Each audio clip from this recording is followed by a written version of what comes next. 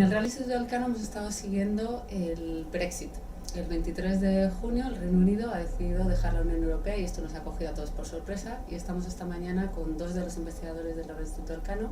Salvador Llaudes y Federico Steinberg, para hablar de qué es lo que ha pasado, qué nos ha llevado a esta situación, qué es lo que va a pasar y los impactos económicos, tanto a nivel global como a nivel español. Federico, buenos días. Buenos días. Me gustaría saber cuál es tu visión sobre las causas del Brexit. Bueno, efectivamente el Brexit ha sido una enorme sorpresa.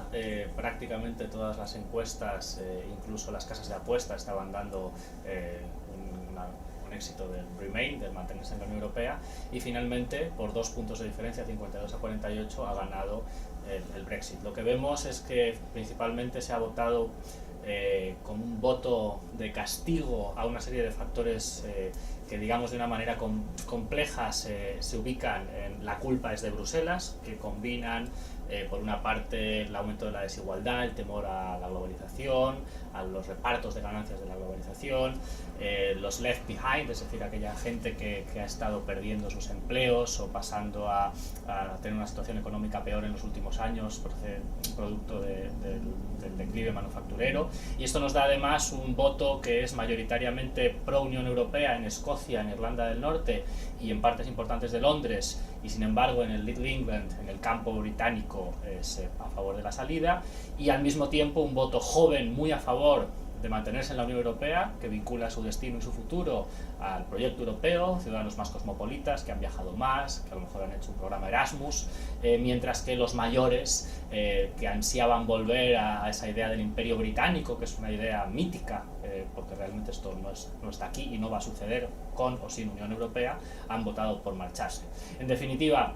un referéndum que se ha planteado por motivos políticos, además internos posiblemente del Reino Unido, y que nos deja en una situación realmente complicada al conjunto de la Unión Europea y a España en particular, por los impactos de los que luego hablaremos.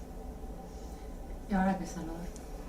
Bueno, ¿ahora qué? Ahora está por ver, depende realmente. No está ni siquiera claro que el Brexit vaya a entrar en vigor, porque para ello el Reino Unido tiene que activar el mecanismo dispuesto en el artículo 50 del Tratado de la Unión Europea.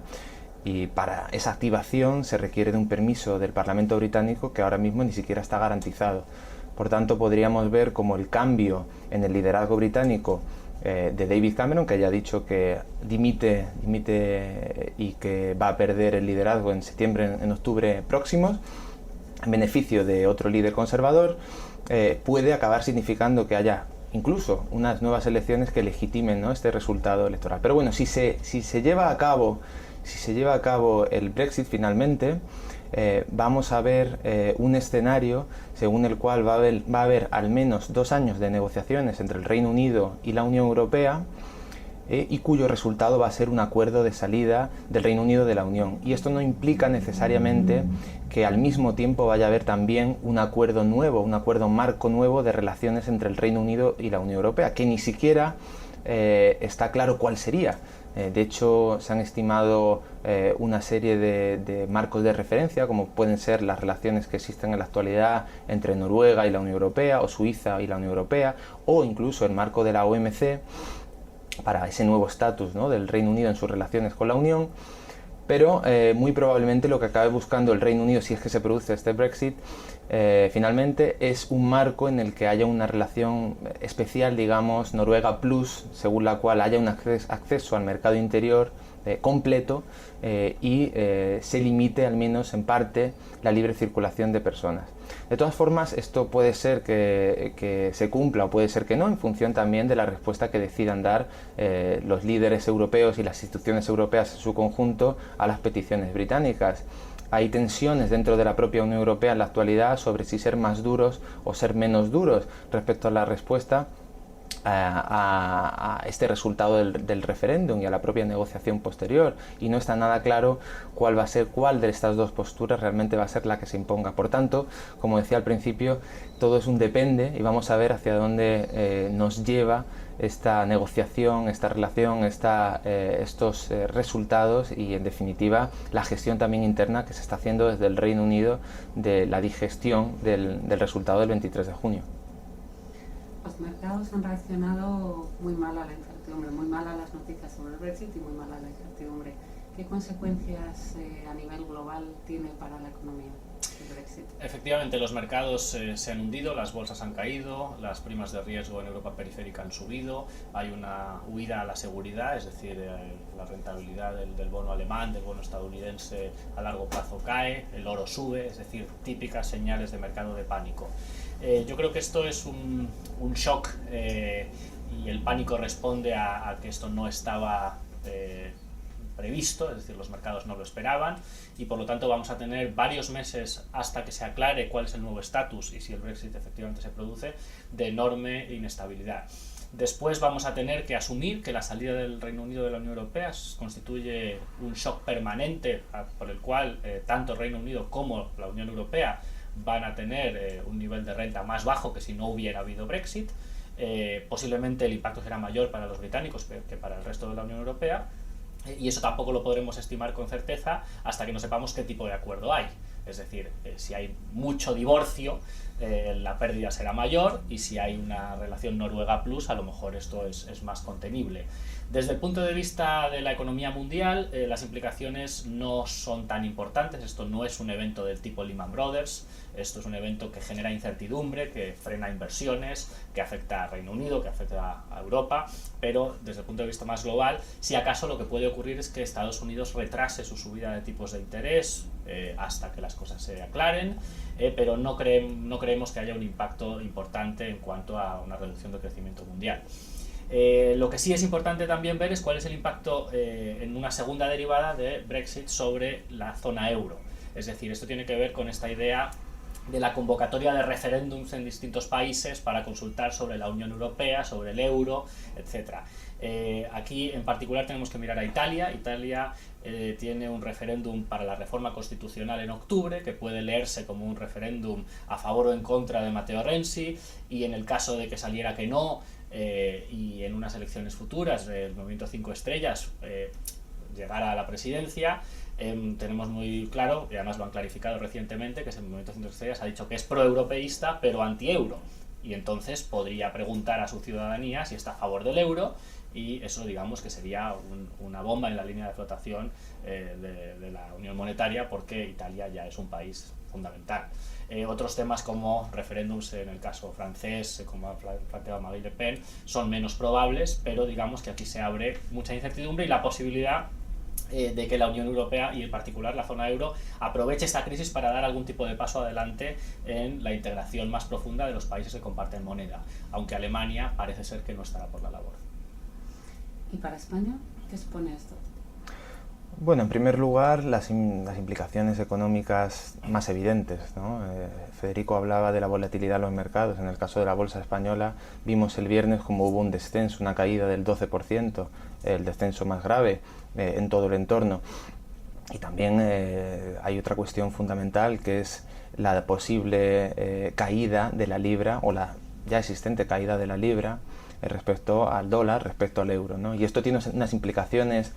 fuertes, o puede tener unas implicaciones fuertes respecto en particular del turismo. Sabemos que en España el año pasado, solamente el año pasado, visitaron nuestro país aproximadamente 15 millones de turistas e hicieron británicos. De turistas británicos, efectivamente, e hicieron un gasto que supone aproximadamente el 20% del total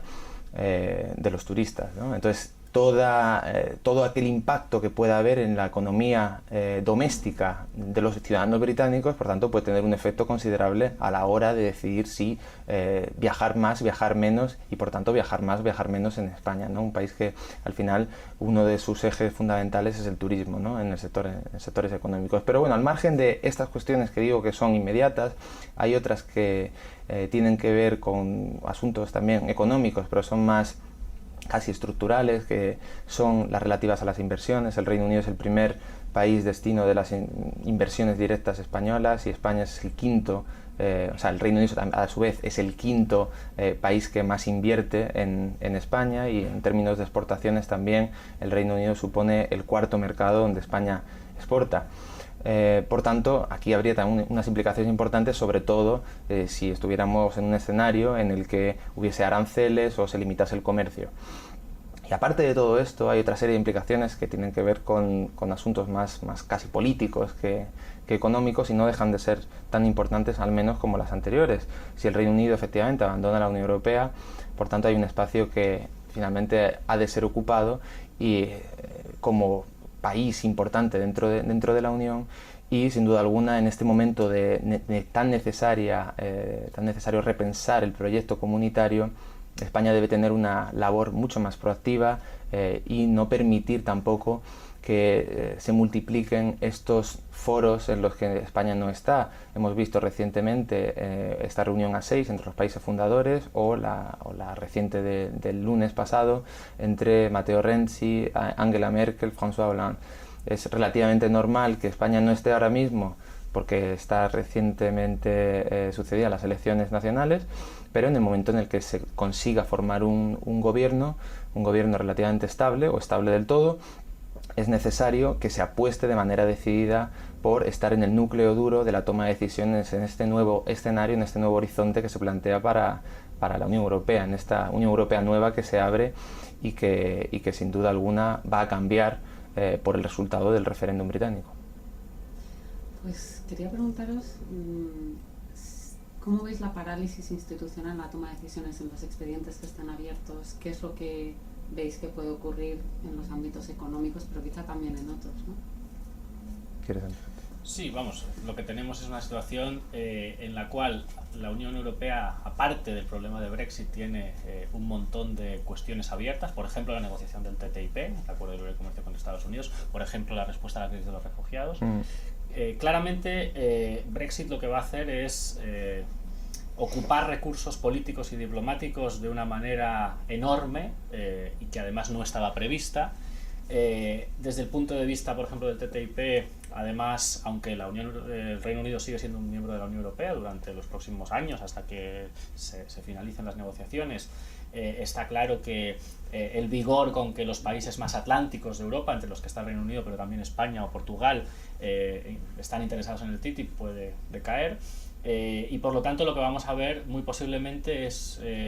una parálisis en muchos de los asuntos o una dificultad para tomar decisiones, al tiempo que la Unión Europea, liderada por Alemania, yo creo, va a querer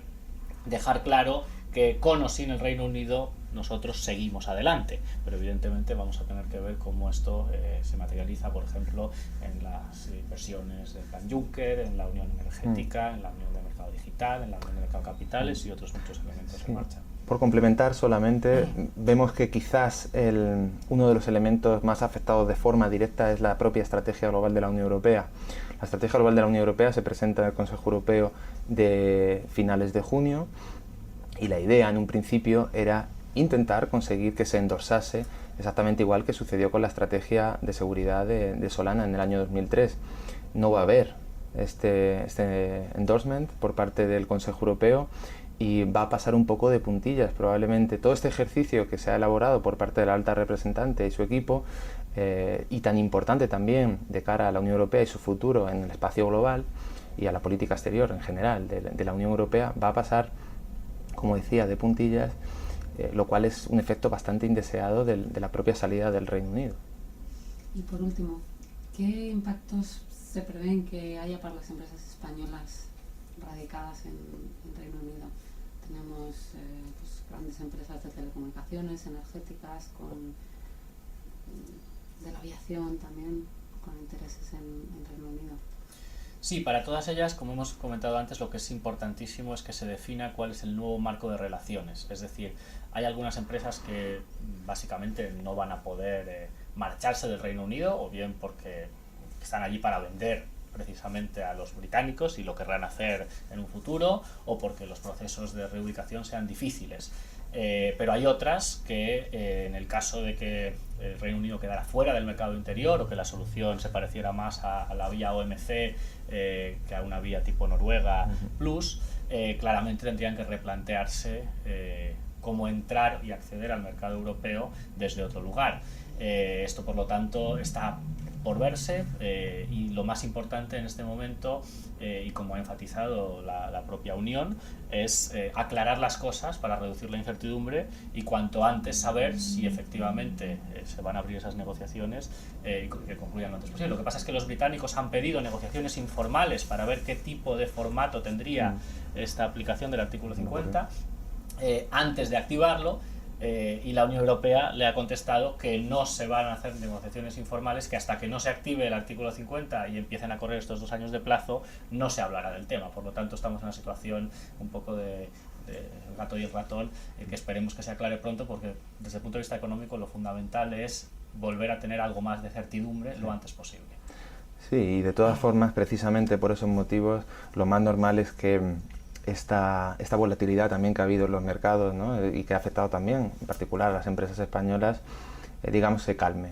La incertidumbre, lo más lógico y normal, debido a los intereses políticos, pero también económicos, es que se llegue a un punto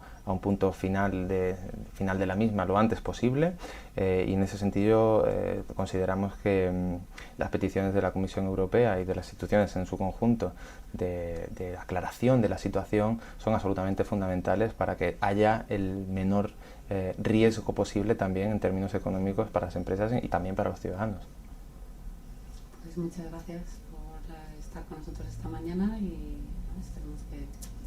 solucionemos el tema de la salida del Reino Unido de la Unión Europea de la manera más suave posible.